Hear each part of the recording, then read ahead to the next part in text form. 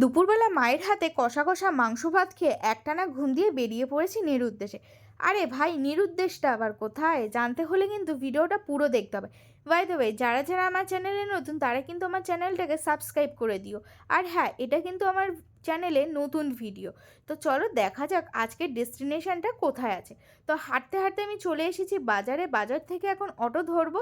খালের সুগন্ধ শুকতে শুকতে, প্যাসেঞ্জারের চাপ খেতে খেতে এখন আমি চলে যাব ভিআইপিতে। ভিআইপি থেকে অটো ধরবো কোথায়, বিধাননগর স্টেশন যাব বলে। তো আমি উঠেই পড়েছি উল্টোডাঙার অটোতে। বাই দ্য ওয়ে, তোমাদেরকে একটা কথা জানাই বন্ধুরা, আমি কিন্তু লাইফে ফার্স্ট টাইম বাড়িতে না বলে আমি কিন্তু বার হয়েছি। আর সত্যি কথা বলতে আমার কিন্তু রাস্তাঘাট সেরকমভাবে চেনা জানা নেই। তোমাদের হয়তো বিশ্বাস হবে না, বাট এটাই কিন্তু সত্যি। কিন্তু আজকের ডেস্টিনেশন কিন্তু বিধাননগর রোড না, আজকের ডেস্টিনেশন হলো হাতিবাগান। তো আমি বুঝতেই পারছি না, হাতিবাগান তো যাচ্ছি কিন্তু সত্যি কথা বলতে সেরকম কোনো প্ল্যানিং নেই যে কি করব।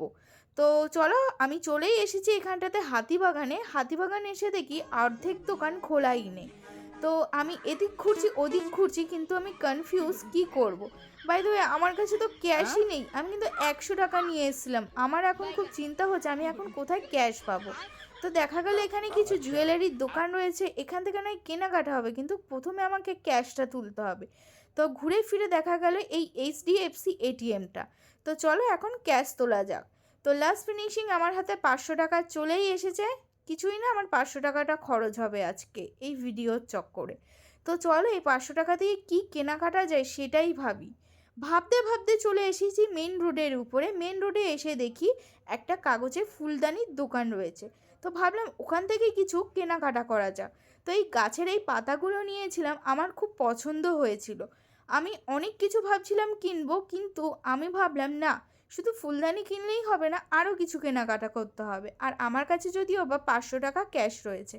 তো লাস্ট ফিনিশিং ভাবনা চিন্তা করে বাড়ির জন্য দুটো এই পাতা কিনে নিয়েছি, যেটার পার পিস পড়েছে 40 টাকা করে। পাশে ছিল টেডি বিয়ারের দোকান। বাজার কলকাতার সামনে থেকে হাঁটতে হাঁটতে দেখতে পেয়েছি সামনেই রয়েছে ফুচকার দোকান। কিছুটা এগিয়ে দেখি, ও মা, এ তো গন্ধরাজ ফুচকা।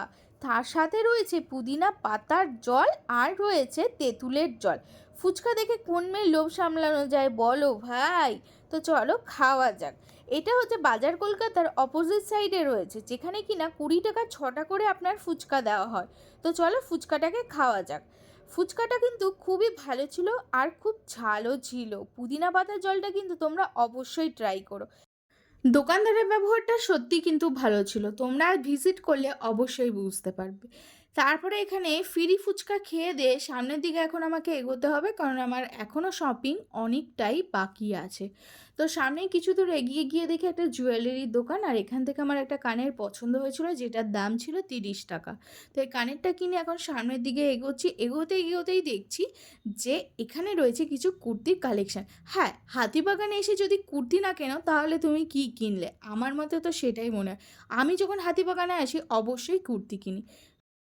আরে অনেক তো কেনাকাটি হলো, এবারে বাড়ির দিকে যেতে হবে, নাহলে বাড়ির থেকে বার করে দেবে রাত হয়ে গেলে। তারপরে বাসে এত ভিড় দেখে অটোতে করেই আমার শহর কলকাতাকে বাই বাই করে এখন আমি চললাম নিউ টাউনে। যদিও নিউ টাউনটা কলকাতার মধ্যেই পড়ে। হঠাৎই মাথায় এলো মিও মোড় থেকে তো কিছু খাবার কিনতে হবে, কারণ বাড়িতে তো আরও দুজন বসে আছে, তাই না?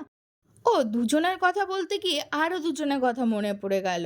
মোট হলো 4 জন, মানে হলো মা বাবা আর ভাই বোনের জন্য নিতে হবে। তো আমি 4টে চিকেন সসেস রোল নিয়ে নিয়েছি এখান থেকে।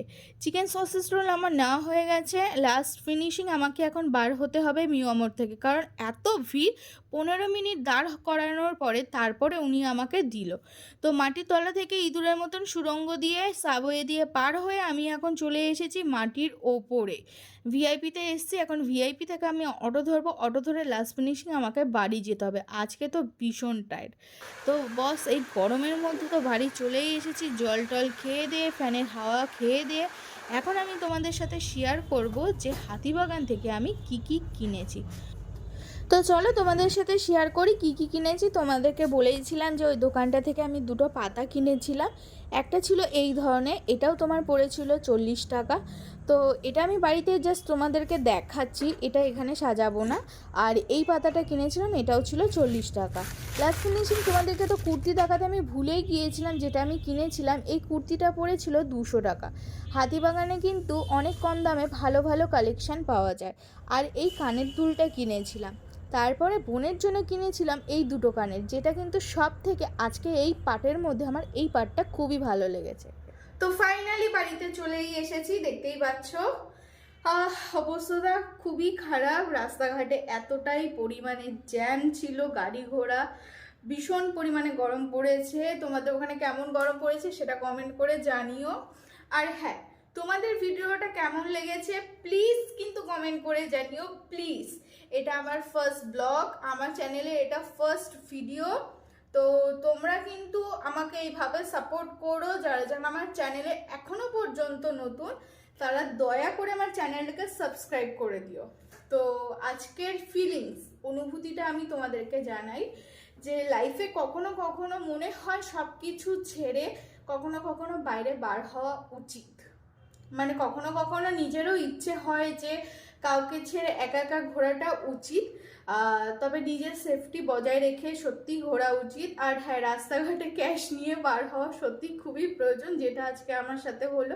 যে আমি 100 টাকা নিয়ে বার হয়েছিলাম, আমি ভেবেছিলাম যে বিধাননগরে যাব, দেন ওখান থেকে আবার বাড়ি চলে আসবো। সো আমি ভাবিনি যে হাতিবাগানে আবার যাব। তোমার ডেস্টিনেশন ছিল বিধাননগর, সেখান থেকে চেঞ্জ হয়ে গিয়ে আবার হাতিবাগান হয়ে গেছে। যাই, আশা করছি তোমাদের খুবই ভালো লেগেছে ভিডিওটা। তো তোমরা লাইক করো, কমেন্ট করো অ্যান্ড শেয়ার করো। Thank you so much, by.